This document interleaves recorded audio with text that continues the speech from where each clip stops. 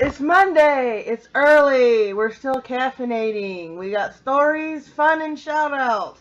This could mean it's time for The Morning Brew. De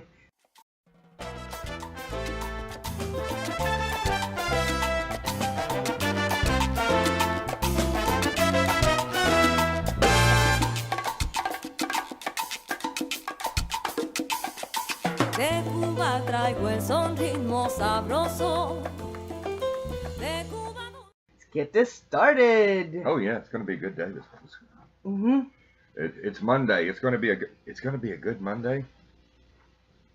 That doesn't make sense. No, over the weekend there was plenty of salt from Friday on, and probably still some this morning. But as of us doing this, it's a little after 10 after 7 in the morning, so we haven't seen any more salt deliveries. However, we do have a couple of gems from over the weekend that we're going to share with you.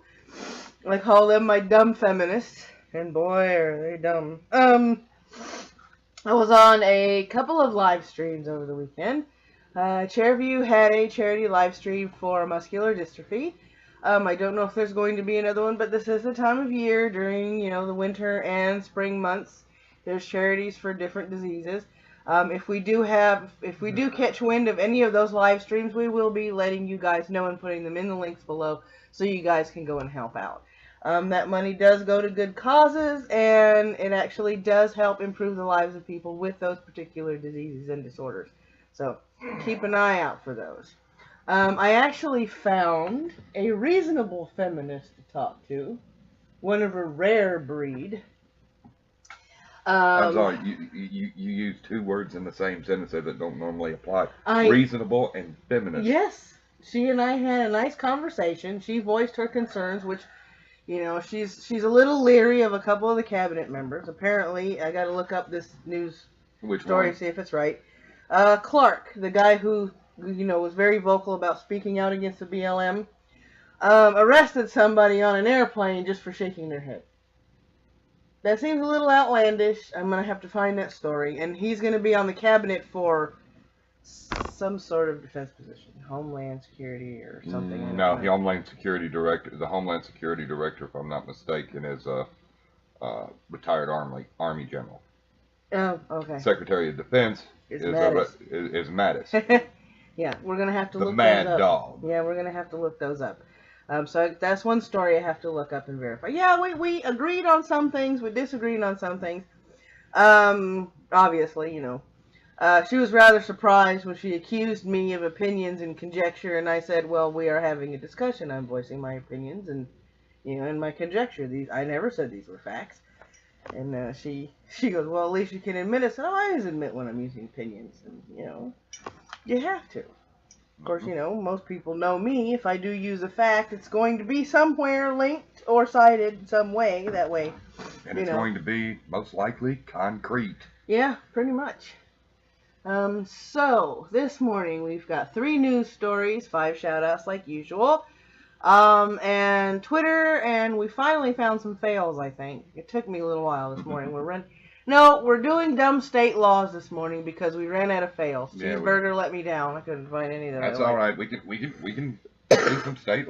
All right, it's time for the news.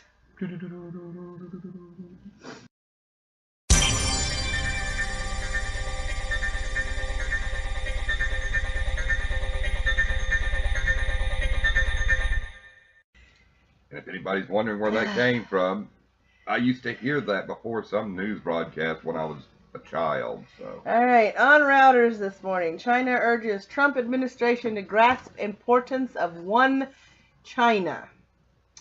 Let's see. The new U.S. administration most fully understand the importance of the one China. I'm not misreading that. That was messed up. Let me start over. The new U.S. administration must fully understand the importance of the one China policy and appreciate that the issue of Taiwan is highly sensitive for the Beijing government, China said on Monday. U.S. President Donald Trump, who was inaugurated on Friday, said in December the United States did not necessarily have to stick to its long-standing position that Taiwan is part of one China. Earlier, Trump broke with decades of precedent by taking a phone call from Taiwan President Tsai Ing-wen. According to Beijing's One China principle, Taiwan and mainland China are inalienable parts of a single China. Beijing views Taiwan as a wayward province to be brought under its control by force if necessary. Well, that's communism in action. Yeah. It's one of those. Taiwan has a lot of, to be as small as it is, has a large amount of manufacturing areas, and they have a very, very, very nice income. Yeah. And of course, China wants that. Oh, of course. All right, next on the list. Shootout at Texas Mall leaves 1 dead, 7 wounded. This is today, 5:49 a.m. A bystander to a botched robbery at a Texas jewelry store was killed on Sunday before one of the 2 robbers shot and wounded 6 other people while fleeing, police said on Sunday. The robbery took place at a Kay Jewelers outlet in the Rolling Oaks Mall in San Antonio. Police Chief William McManus said in a video posted on the city's Facebook page. 2 bystanders tried to intervene, one of whom was shot and killed by one of the robbers. The other bystander, who was licensed to carry a concealed firearm, shot and wounded the other suspect, who was later hospitalized, McManus said. The first robber ran through the mall, firing his gun as he fled, shooting 6 people. And there's more to that story. But, God, that's... Well, at least one of them got wounded. And the other one, and they were both eventually caught and everything after a car chase. So, it's a good job. And I'm sorry to hear that. Yeah, it's always tragic when somebody gets shot and people get hurt. All right, next story. On the minds of all United States people, from thepolitico.com, Trump set to take office without most of his cabinet. Republicans are on track to take longer to fill out his team than for any administration since George H.W. Bush in 1989, or who I like to call Daddy Bush. When Bill Clinton was sworn into office 24 years ago, every single member of his cabinet but one was confirmed by the Senate within 2 days. When Donald Trump is sworn in on Friday, he'll be lucky to have half that many installed. With Republicans in control of the White House and the Senate, it wasn't supposed to be this difficult for Trump to get his team in place post-haste, especially since Democrats did away with the 60-vote requirement for cabinet nominees. But all signs are pointing to a slog for Trump and the Senate GOP, even if Republicans believe eventually all of Trump's picks will be approved. We were presented with the problem that the Trump administration was basically unprepared for presenting a cabinet, said Senator Sheldon Whitehouse, Democrat in Rhode Island. They compounded that problem by picking both billionaires with enormously complicated financial situations and people who have enormous conflicts of interests. Trump made his cabinet selections in rapid fire after the election, but has been hampered since by ethics complications for some of them, Democratic opposition, and an unforgiving calendar. His cabinet is now on track to take the longest to fill since George H.W. Bush's in 1989, according to an analysis by Politico of the confirmation process of the last 5 presidents. So yeah, there's that. So conflicts of interests, and I guess, he does have some controversial picks. The people he's picked for the most part are absolutely perfect for the positions that he's chosen them for. The problem being, though, is where the conflict of interest comes in, is some of them have business ties that they have to sever first. Yeah. And this is where some of the huge conflicts are and everything. I mean, you can't have somebody, let's say you can't have an oil magnate and everything, over the Department of Energy. Yeah, that's true. Now, someone in my conversation with that reasonable feminist, she asked me, she listed Carson as, the Secretary of Urban, Housing and Urban Development, and she asked me why is he qualified. I mean, I personally, and this is conjecture in my opinion only, guys, you can't fully realize the problems of a particular area of the United States unless you're from that area. And Carson came from poverty. He came from one of those areas that are run down, disenfranchised, and all but forgotten by the Obama administration. Yes, I said it. Well, by a lot of it. By a lot of, by a lot of administrations. I mean, there are a lot of slums, and there are a lot of ghettos, there are a lot of inner city problems, and Carson comes from that. So to me, he's fully qualified, in my opinion, because he knows what needs to be done in order to turn those inner cities around and get them back up on their feet and moving. Yeah.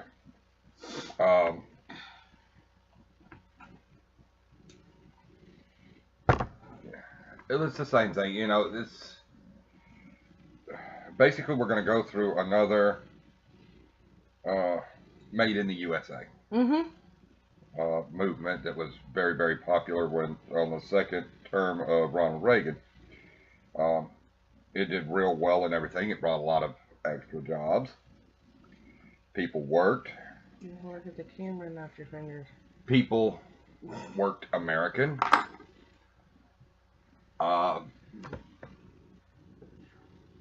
There was more work around. This is what I'm waiting to see. Yep. It's one of the many and everything that finding employment is easy, but finding employment where I'm not underemployed. That's the trick. All right, get ready for the shout-outs, guys. Shout-outs are coming. Shout-outs are coming. Yeah, shout-outs and everything. That's where we say hello to fellow YouTubers and tell everybody, hey, go see this person. Not me going in, not me yelling at them, telling them they're stupid. And no. Alright, let me put these links over here. I'm telling you, if you need me to yell at people and everything, I will yell at. I can scream at a scream as good as anybody. We solve crimes, I blog about it, and he forgets his pants. I wouldn't hold out too much hope. Alright, our first shout out is Fenrir of the Right. I have to give this boy a shout out and a thank you for, doing the charity stream and helping me out. So it's, only right. He does social and political and right-wing commentary. He does have that alt-right label. He may not be one of those way out there alt-right people. We've been talking to him on Twitter. He's a pretty cool dude. He's a fellow shitlord like us. He's only got 63 subs. Y'all need to come and check him out. Watch some of his videos. Like, comment, subscribe, share. Get him out there. Get him a little more notoriety. Get him noticed, guys. Get him noticed, guys. The new algorithms have really hit cartoonists hard on YouTube, and she is a cartoonist. She also does tutorials for people that want to learn how to draw and find their style. She does drawing videos every week. This is Lavender Town. I've watched a couple of her videos. They're very easy to follow. She's very easy to listen to. And she's a very, very talented cartoonist. So y'all come on by Lavender Town's channel. Watch a couple of her videos. I may have to go back to watching them. I may learn a thing or two. Like how to make my own avatar, I guess. I don't want to make an avatar. I've got my eyes on. I've got my avatar thing. I'm just going to have to figure out how to make everything work correctly and get a decent mic so that when I speak. Oh, the decent mic's coming. I know, and he starts telling you about that, and gonna send you one, and then I start seeing mics that are close by but expensive. Yeah, I know, they're all out of our price range. All right, next one.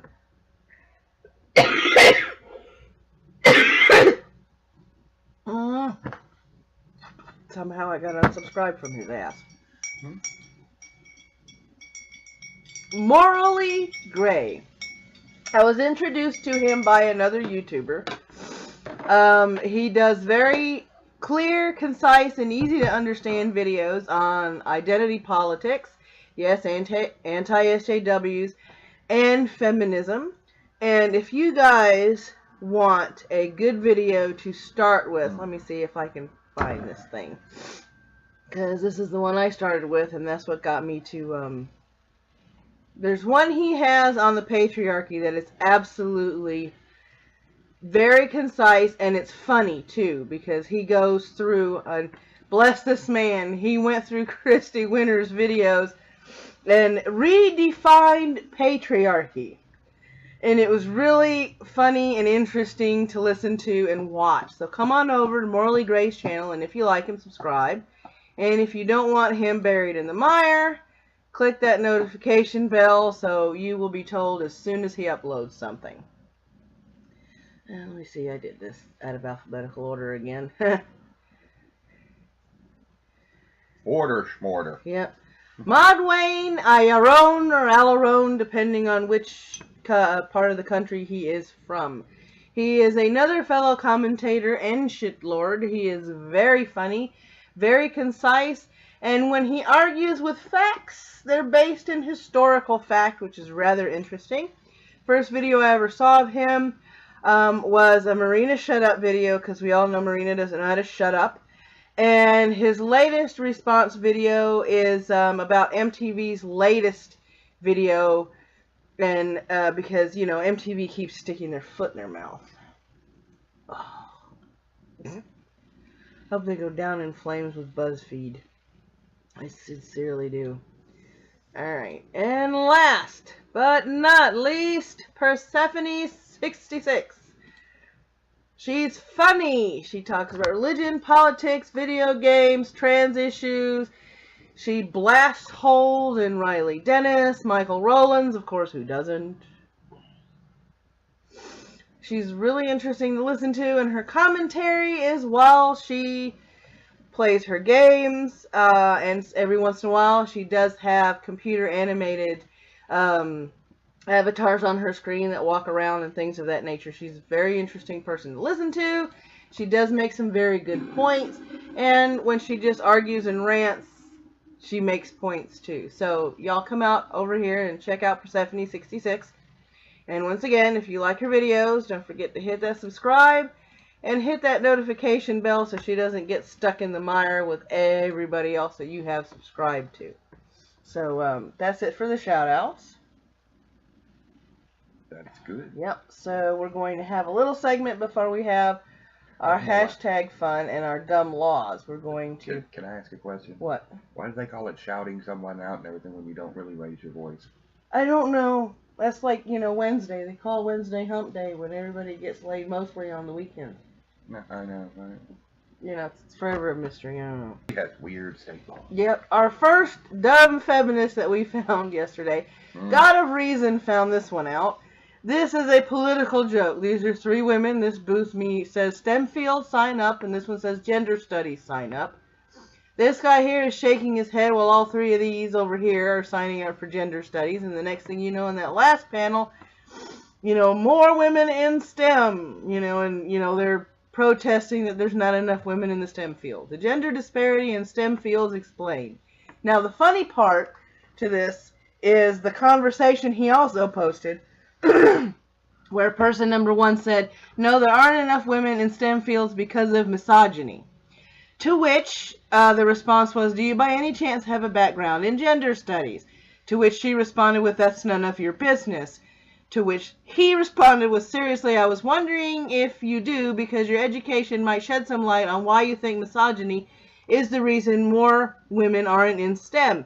To which she replied, yes, I have a degree in women's studies. To which he said, then why did you take women's studies when you could have studied something in the STEM fields? And what he got in return was, fuck you. Exactly. And now, here's our dumb feminist of the Women's March. Many of you see her sign, and she also posted on Twitter, as a woman, I just hope one day that I have as many rights as a gun does. And a fellow Twitter person responded with, so let me get this straight. You want to be banned from polling places on the day of an election, banned from being able to enter government buildings, prohibited on school grounds, not allowed in a business. If an owner doesn't like what you are, put in a locked cage, safe, when you aren't being used, not allowed in the passenger cabin of an airplane, and be the topic of a never-ending national debate on how dangerous you are to the public and innocent people. Did I understand that correctly? that's funny. The stupid is strong with that one. Seriously. Whoever thought that's a smart idea to come up with a sign like that is a fucking moron. Yes, I completely agree. And again, I'm just going to go off on this just for a second. Everything, what people understand and everything. Guns are the problem. Guns are everywhere. And everything. Look at how many people get shot. You do realize that all these fucking criminals and everything aren't getting their guns legally. Duh. 90% of gun crime and everything is done with a, if I'm not mistaken, it's like 80 to 90% of gun crimes are committed with firearms that have been stolen. Yeah. Or obtained illegally. Yep. But you know, they always overlook that part. Yeah. Fortunately. Alright. Now for silly shit. Ooh, sillies. I like so silly. Alright, dumb laws in Tennessee. A few days back we did the actual state laws. These are the city laws in Tennessee. Uh-huh. In Bell Buckle, Tennessee, one may not throw bottles at a tree. And yes, that is actually a city. Dyersburg, Tennessee. It is illegal for a woman to call a man for a date. Fayette County, Tennessee. You may not have more than 5 inoperable vehicles on a piece of property. Oh, dear God. Kimball, Tennessee. Bar owners may not let patrons make loud, unusual noises. Knoxville, Tennessee. In front of their buildings, all businesses must have a hitching post. And actually, most businesses there do. Wow. A lot of businesses, especially when you I lived in Knoxville, Knox County, for a while. And there are several businesses that I went to. One of them was a bar called the Hitching Post. Literally had a hitching post outside. Wow. And it was funny. Alright, so Lenoir County, when you pull up to a stop sign, you must fire a gun out the window to warn horse carriages that you are coming. You can read the next two in Lexington, Tennessee. Dear God, that's just... I gotta move back to Tennessee just so I can discharge a firearm legally. I have to worry about that, you know. Gotta be around the horse carriage, though, apparently. Huh. No. When you pull up to a stop sign. Oh, yeah. Right. Just every time I stop at a stop sign. BLAM! Boy, that'd make the neighbor's gun shy. I know, right? You want to read the next two Sure, from Lexington, Tennessee? Here we go. Lexington, Tennessee. By law, anyone who has been drinking is sober until he or she cannot hold on to the ground. I like that. It is illegal to transport an ice cream cone in your pocket. No one may eat ice cream on the sidewalk. And spitting on the sidewalk is prohibited. Memphis, Tennessee. Illegal for a woman to drive a car unless there is a man either running or walking in front of it, waving a flag to warn approaching motorists and pedestrians. I know we've read that one before, but I told you about that one years ago. Yes. It is illegal for frogs to croak after 11 p.m. I wonder how they give a frog a ticket. It is illegal. Okay, let's see. Panhandlers must first obtain a $10 permit before begging on the streets of downtown Memphis. It is illegal to give any pie to fellow diners. Nashville, Tennessee. Spitting is prohibited on sidewalks. Well, they don't like you spitting on sidewalks at all in Tennessee. No, they don't, and you will actually get tickets for this. Wow. Yeah. No person may keep a cheetah as a pet.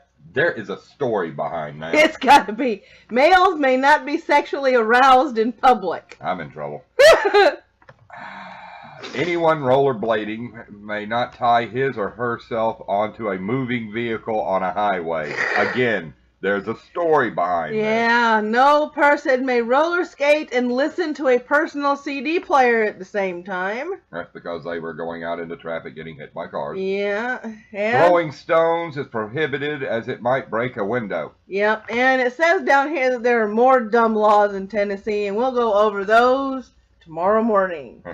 So that's it for dumb laws, and now we're on to hashtag fun. Today's hashtag is change a letter, ruin a celebrity.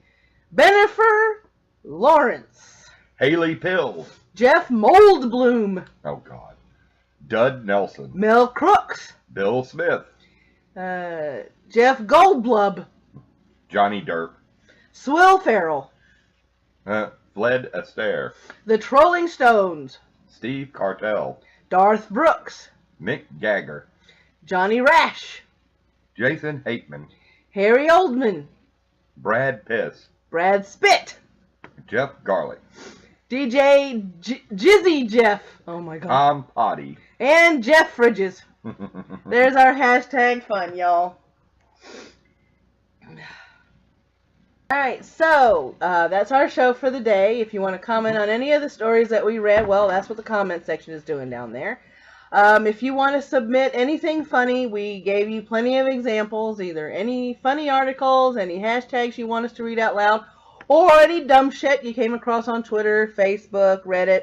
All that's fair game. If you want to submit it, you can either DM us on Twitter, or you can email me at madwomenhotline@outlook.com. We'll look at the submissions. Don't forget to include your channel if you have one, a link to your Twitter if you have one of those, because we will give you credit for the submission, and we will put all that in the description below. That way people can come and check you out and follow you if they like you. I like this. Yeah. It's been a good morning. Yeah, it has been a good Even morning. though it's Monday. Alright, fill me up. We gotta do the outro.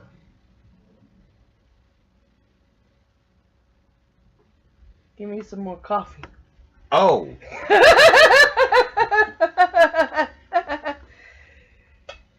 Y'all know what she did. PG-13 warning. Mind in gutter. Mind in gutter. My brain went straight to hell. Yes, it did. Alright, as always, may your coffee be ever flowing, may your caffeine be strong, and may you guys have a marvelous Monday. Goodbye, everybody. See you. Nothing to see here, please. The attempt on